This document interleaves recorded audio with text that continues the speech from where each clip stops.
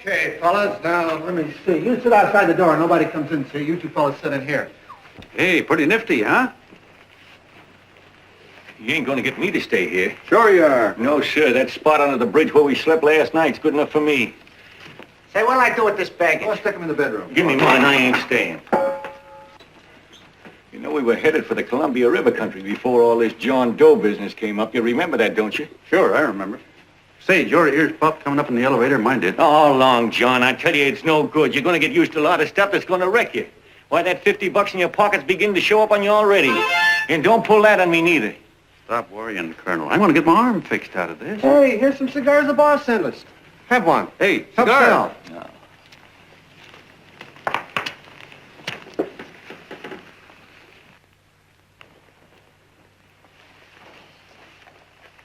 Say, I'll bet you even the major leaguers don't rate an outfit like this. Here, make yourself comfortable.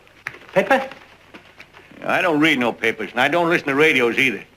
I know the world's been shaped by a drunken barber, and I don't have to read it. I've seen guys like you go under before. Guys that never had a worry. Then they got a hold of some dough and went goofy. The first thing that happens to a guy... Get a load of the bedroom. No. The first thing that happens to a guy like that, he starts wanting to go into restaurants and sit down at a table and eat salads and cupcakes and tea. Boy, what that kind of food does to your system.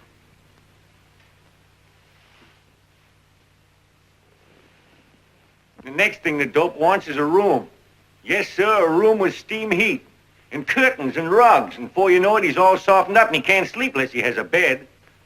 Hey, stop worrying, Colonel. $50 ain't gonna ruin me. I've seen plenty of fellas start out with $50 and wind up with a bank account. Hey, what's the matter with the bank account anyway? And let me tell you, Long John, when you become a guy with a bank account, they got you. Yes, sir, they got you. Who's got him? The Heelots. Who? Hey, there's the City Hall tower I was supposed to jump off of. It's even higher than this. Who's got him? The Heelots. Woo! Hey, wait a minute! You're not supposed to jump on Christmas Eve. Do you want to get me in a jam? If it's gonna get you in the jam, I'll do you a favor. I won't jump. And when they got you, you got no more chance than a road rabbit. Hey, who'd you say was going to get him? Say, is this one of those places where you ring if you want something? Yeah, just use the phone. Boy, I've always wanted to do this. Hey, Doc, look. Look, Doc. Give me that again, will you? Who's going to get him? The Heelots. Who are they? Listen, sucker, you ever been broke? Sure, mostly often. All right. You're walking along. Not a nickel in your jeans. You're free as the wind. Nobody bothers you. Hundreds of people pass you by in every line of business. Shoes, hats, automobiles, radios, furniture, everything. And they're all nice, lovable people. And they let you alone. Was that right? Then you get a hold of some dough, and what happens? All those nice, sweet, lovable people become Heelots. A lot of heels. They begin creeping up on you, trying to sell you something.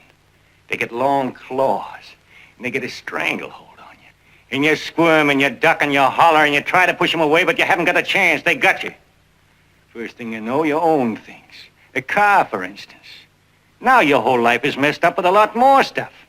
You get license fees, and number plates, and gas, and oil, and taxes, and insurance, and identification cards, and letters, and bills, and flat tires, and dents, and traffic tickets, and motorcycle cops, and courtrooms, and lawyers, and fines, and a million and one other things. And what happens? You're not the free and happy guy you used to be. You gotta have money to pay for all those things. So you go after what the other fellas got. And there you are. You're a Heelot yourself.